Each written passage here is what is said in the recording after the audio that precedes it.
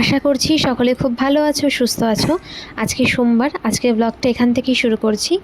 তো আজকে ঠাকুরের পুজো দিয়ে নিলাম সকাল সকাল, কারণ আজকে ফলহারিণী অমাবস্যা, খুব ভালো একটা পুণ্যতিথি। তো চলো ব্লগটা দেখতে থাকো।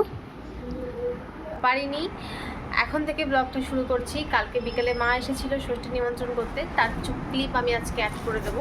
আর আজকে যেহেতু মৌনী অমাবস্যা, সকাল সকাল পুজো সেরে নিয়েছি।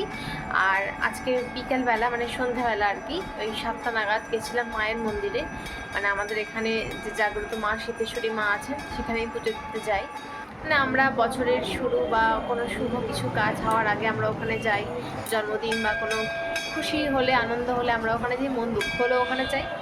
তো যাই হোক, আজকে মৌনী অমাবস্যাটা ভালো তিথি। ও না না, সরি, আজকে ফলহারিণী অমাবস্যা, সরি, আজকে ফলহারিণী অমাবস্যা। প্রচণ্ড যেহেতু ভিড় হয়েছিল, তাও ভিড় ঠেলে সামনে গেছিলাম, একটুখানি সময় পেয়েছিলাম যাওয়ার। তারপরে আরও বেশি ভিড় হওয়ার জন্য সরে এসেছিলাম। আর এখানে প্রদীপ প্রজ্বলন করে করে রাখা হয়, আগে এখানে বলি দেওয়া হতো। আর ঘিয়ের প্রদীপ দেখানো হয় এখানে মাকে। মোমবাতি এখানে এখন অ্যালাউ নেই, ধূপকাঠি আর ঘিয়ের প্রদীপ এখানে মাকে দেখা।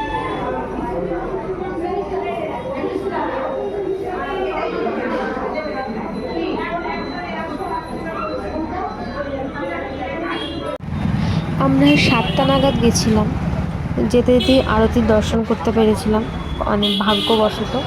তারপরে আবার এই 8টা নাগাদ পৌনে 8টা নাগাদ বেরিয়ে এসেছি। এসে আসার সময় আসছিলাম তখন আমার মাথাতে ছিল যে আজকে অরুণ আইসক্রিম আমি ট্রাই করবো। আর তারপরে এখানে ফুচকা খেতে এসেছিলাম, তো ফুচকা খেয়ে অরুণ আইসক্রিম নিয়ে টানটা বাড়ি। তো চলো লাস্ট অব্দি দেখতে থাকো।